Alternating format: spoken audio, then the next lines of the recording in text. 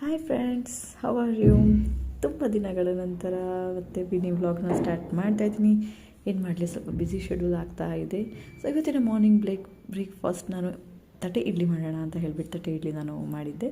So ಈ ಥರ small pieces ಎಲ್ಲ ಹಾಕಿ ಇದಕ್ಕೆ ಕೊಟ್ಟರೆ ಅವಳು ಆಟೋಮೆಟಿಕ್ಕಾಗಿ ಪಟ ಅಂತ ಹೇಳಿಬಿಟ್ಟು ಇಡ್ಲಿನ ಅವಳು ತುಂಬ ಇಷ್ಟಪಟ್ಟು ಕೂಡ ಅವಳು ತಿಂತಾಳೆ. ಸೊ ನಾನು ಕೂಡ ಒಂದು ತಟ್ಟೆ ಇಡ್ಲಿ ನಾನು ಮಾಡಿಕೊಂಡೆ. ಇದು ಮಾಡೋದು ತುಂಬ ಈಸಿ, ಇಷ್ಟಕ್ಕೊಂದು ಈಸಿ ಇರುತ್ತೆ ಅಂತ ಅಂದ್ಬಿಟ್ಟು ನಾನು ಅಂದ್ಕೊಂಡಿರಲಿಲ್ಲ. ಲೆಟ್ಸ್ ಟ್ರೈ ಅಂತ ಹೇಳಿಬಿಟ್ಟು ಇವತ್ತು ನಾನು ಮಾಡಿದೆ. ನಿಜವಾಗ್ಲೂ ಮನೇಲಿ ಯಾರಾದರೂ ನೆಂಟರು ಬಂದಿದ್ದರೆ ಪಟ್ಪಟ ಅಂತ ಅಂದ್ಬಿಟ್ಟು ಆಗುತ್ತೆ. So I hope 2 idli 3 idli ತಿಂದರೆ ಅವರಿಗೆ ಸಾಕಾಗತ್ತೆ. ಸೊ ಚಿಕ್ಕ ಇಡ್ಲಿಯಲ್ಲಿ ಪಾತ್ರೆಯಲ್ಲಿ ಹಾಕ್ತಾಯಿದ್ರೆ ಸ್ವಲ್ಪ ತುಂಬ ಟೈಮ್ ಹಿಡಿಸತ್ತೆ ಅಂತ ಅಂದ್ಬಿಟ್ಟು ಅನ್ನಿಸ್ತು.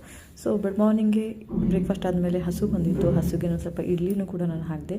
ಸ್ವಲ್ಪ ಕಾಳು ಕೂಡ ನೆನೆಸಿದ್ದು ಇತ್ತು. ಸೊ ಅದು ಕೂಡ ನೆನೆಸಿದ್ದು ನಾನು ಹಾಕಿದೆ. ಸೊ ಮೇಲ್ಗಡೆಯಿಂದ ನನ್ನ ಫ್ರೆಂಡ್ ಪೂಜಾ ಮತ್ತು ಆಯುಧಿ ಅಂಬಗೆ ನೋಡ್ತಾಯಿದ್ರು. ಅವ್ರು ವೀಡಿಯೋ ಮಾಡ್ತಾಯಿದ್ದಾರೆ ಅಂತ ನಂಗೆ ಗೊತ್ತೇ ಆಗಲಿಲ್ಲ. ಸೊ ಆಯುಧಿ ನನಗೆ ಕರಿತಾ ಇದ್ಲು.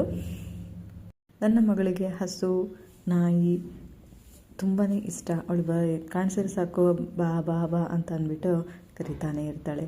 ಸೊ ಇದು ಕೂಡ ಒಂದು ಕ್ಲಿಪ್ಪಿಗೆ ಆ್ಯಡ್ ಮಾಡ್ಬೋದು ಅಂತ ಹೇಳಿಬಿಟ್ಟು ಅನ್ನಿಸ್ತು. ಸೊ ಇದನ್ನು ಕೂಡ ನಾನು ಆ್ಯಡ್ ಮಾಡ್ತಾಯಿದ್ದೀನಿ.